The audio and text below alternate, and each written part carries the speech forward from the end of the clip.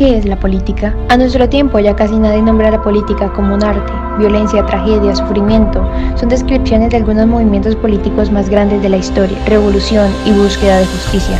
Para otros no es más que la acción de políticos que se destruyen a sí mismos en un juego del poder, víctimas de su propio invento. A algunos les asusta porque la consideran sucia y peligrosa. A otros les aburre diciendo que en ella perdieron la esperanza, siendo un circo de puras impresiones. Hay quienes la creen justa y necesaria para vivir en armonía. Lo cierto es que esta ilusión no se expresa más allá que en los comentarios agresivos de publicaciones en redes sociales. Abrazafarolas, alcornoque, andurriasmo, baldagraz. Violenta, vendida, bélica, agresiva, torcida, un toma y dame sin memoria. Son las palabras que encierran el círculo de la política o de la politiquería. La política. El encanto de lo importante. Bienvenidos a un jueves de recital. Este video es una continuación de la serie La política, el encanto de lo importante, y para ello me pareció correcto tratar el tema de una noción básica de lo que es una teoría política y cómo esta puede influir en el concepto mismo de la política, tomando como referencia dos de las obras que más he disfrutado acerca de cómo tratar la teoría política. Por un lado, el libro Historia de la teoría política de George Sabine y por el otro lado, el libro Teoría general de la política de Norberto Bobbio.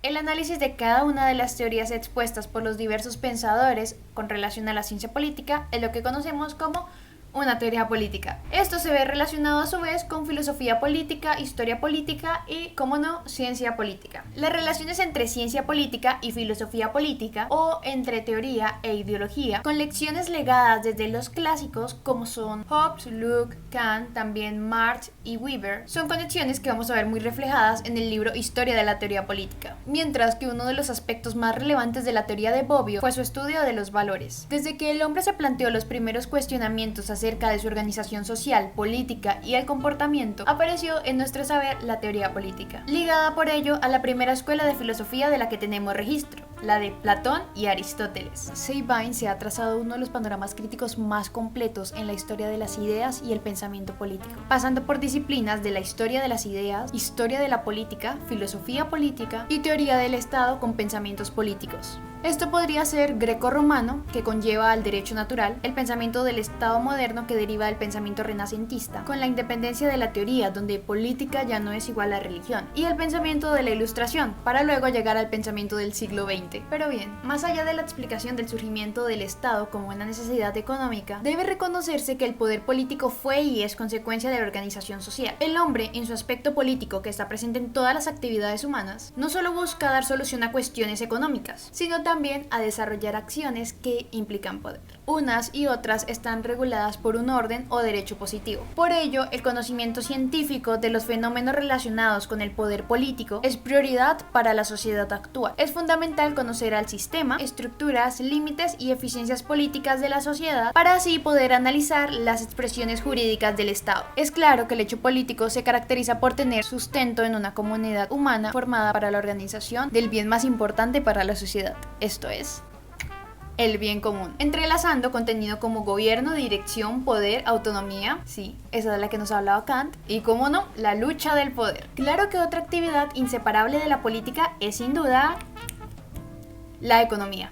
Estas son acciones humanas que nacen unidas a la organización social, donde una es reflejo de la otra y se construyen entre sí, formando lo que conocemos como una unidad dialéctica indisoluble. La estrecha relación de estas dos facetas humanas ha llevado a autores como Karl Marx a considerar al Estado como producto de una actividad económica. La ciencia política es una disciplina que dentro del marco de las ciencias sociales pretende a través del método científico trascender de la opinión y la descripción de los hechos políticos al conocimiento sistemático, siendo rigurosa, explicativa y potencialmente aplicativa. Por lo tanto, los estudiosos de la ciencia política tienen que ser extremadamente cuidadosos y remitirse a la prueba de los hechos y no a juicios de valor. Aunque si hablamos de eso, en la historia de la teoría política, Sabine trata muchos juicios de valor, pero está bien, se lo perdonamos por haber aportado tanto a la organización de la teoría política. Retomando, estos estudiosos tienen que estar atentos a la repetición de fenómenos en el terreno político. En general, en sus manifestaciones académicas, la ciencia política ha cumplido un doble rol. El primero es como ciencia auxiliar para los gobernantes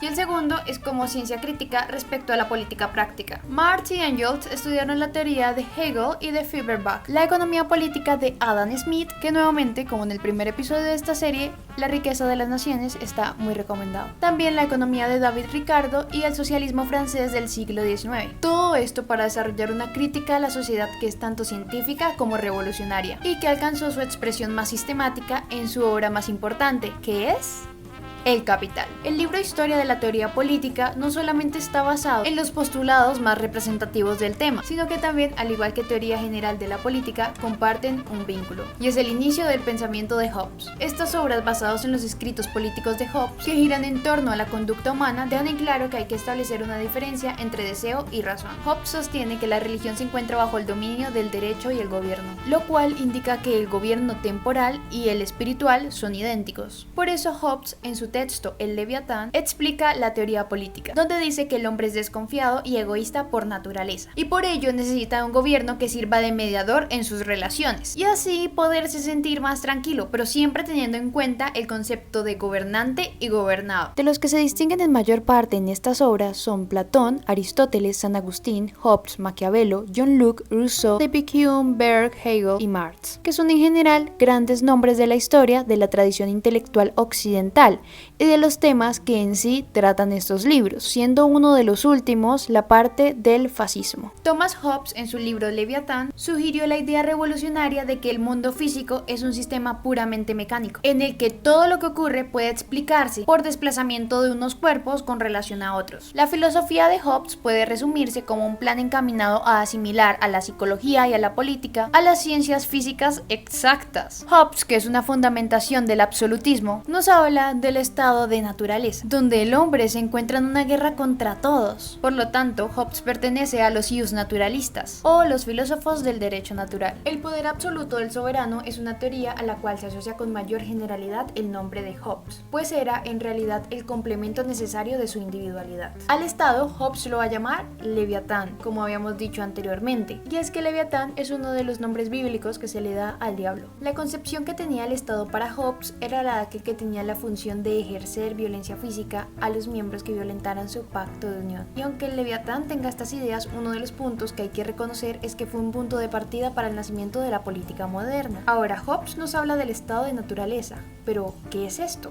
El estado de naturaleza es como el ser humano se encuentra antes de su vida en la sociedad, por lo tanto es común que busque siempre su propia conservación. Claro que esto trae desconfianza y competencia, lo cual nos llevaría a un estado de guerra permanente. Y con esta idea, Hobbes lanza su famosa frase, Homo homini lupus, que significa el hombre es el lobo del hombre, ya que el hombre entra en constantes guerras con otros hombres en el estado de naturaleza, pero que serán las leyes naturales las que rijan esta conducta. De lo que llevamos expuesto, hay algo muy notorio, y es que Rousseau es la contraparte de Hobbes. Si bien Hobbes nos dice que el hombre es malvado por naturaleza, Rousseau nos dice el hombre nace bueno y la sociedad lo corrompe. Pero bien, de eso trata la teoría política. Cada pensador toma su noción de ser humano y lo abre hacia la política. También hay que agregar que Hobbes odiaba la violencia, y creo que lo que conocemos de Hobbes es algo que pasa después de sus 64 años, ya que tuvo un episodio traumático marcado por la Guerra Civil Inglesa. Hobbes tomaba la violencia como una declaración persuasiva del por qué uno debería obedecer la autoridad del gobierno, pues esto tenía la finalidad de evitar el riesgo del caos y el derramamiento de sangre. Pero aquí ocurre algo, y es que los teóricos políticos del siglo XVII empezaron a preguntarse sobre qué bases los individuos deben obedecer a sus gobernantes, que para los que no vieron el primer episodio de esta serie, aquí vuelvo a recomendar Cómo educar para la democracia, una conferencia que dictó el doctor Carlos Gaviria Díaz, en la cual resuelve muy bien la pregunta cómo obedecer sin perder la dignidad. Pero para esto había existido una respuesta estándar contenida en una teoría, el divino derecho de los reyes. Una eficaz teoría, la cual afirmaba que no era otro sino Dios quien nombraba a todos los monarcas. Entonces, por esa razón, las personas tenían que obedecer, porque de lo contrario, si no estaban de acuerdo, se irían al infierno. Pero esto dejó de ser tan persuasivo para algunas personas que estaban un poquito adelantadas a su época, quienes argumentaron que el derecho de gobernar en última instancia no pertenecía al rey, sino que a las personas comunes que le dieron el poder. Y por lo tanto, estas personas solo esperarían recibir órdenes del rey siempre y cuando las cosas estuvieran funcionando bien para ellos. Esto fue conocido como, sí, aquí va otra teoría, la teoría del contrato social del gobierno. Y pues con esto Hobbes pudo ver que la teoría del divino derecho de los reyes era un sinsentido. Pero Como si con esto no fuese suficiente, se vuelve a hablar del estado de naturaleza, ya que cuando las personas del común estaban inconformes con el gobierno, casi siempre las revoluciones terminaban con un gobernante decapitado, y esto es algo a lo que Hobbes temía. Esta es una violencia desenfrenada que Hobbes no podía permitir. Por ello, el Leviatán presentó un ingenioso punto intermedio para hallar un vínculo entre estas dos teorías y hacer que las personas siguieran obedeciendo. Lo que hizo fue utilizar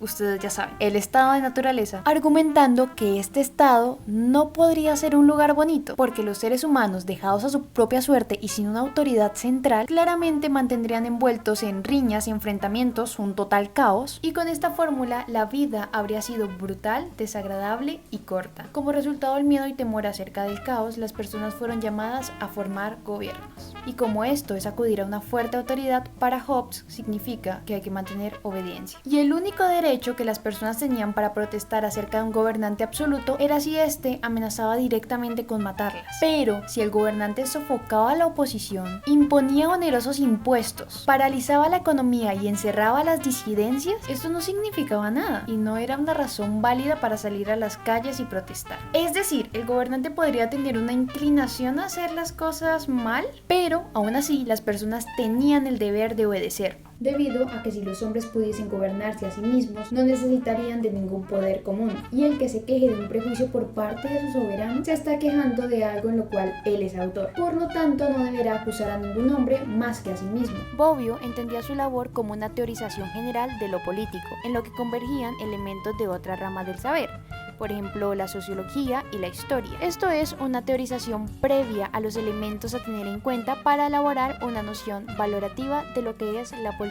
Respecto a los tipos de Estado para estas dos obras, se encuentra una clasificación similar a la platónica, un grupo de 3 fórmulas puras o estados sujetos a la ley: monarquía, aristocracia y democracia moderada, y 3 fórmulas impuras o estados despóticos: tiranía, oligarquía o democracia extremada, en su defecto demagogía. Si bien estas dos obras están muy concentradas en el trabajo de Hobbes, Historia de la teoría política, que aunque no tiene todos los grandes teóricos políticos, lo que hace es reflejar cómo las ideas van siendo moldeadas, pasadas de mano en mano. Es decir, cada pensador contribuyó con sus ideas para moldear una misma teoría. Mientras que la pretensión de Bobbio era abordar su estudio desde una perspectiva científica, ajena a una manipulación retórica, que permitiese lograr la mayor claridad posible en cada concepto. Esta teoría general de la política no es solo una antología de escritos dispersos de Bobbio, sino que la selección sistemática de los textos pretende poner de manifiesto los elementos constitutivos a una teorización general, para tomar a la política como objeto de conocimiento. Parece normal que se realicen antologías de la obra de Bobbio y Sabine, y es que en primer lugar son unos clásicos. Ellos han contribuido de manera significativa a que podamos entender el pensamiento de los grandes en la política, y como no, han contribuido a la teoría política. ¡Feliz día, amigos!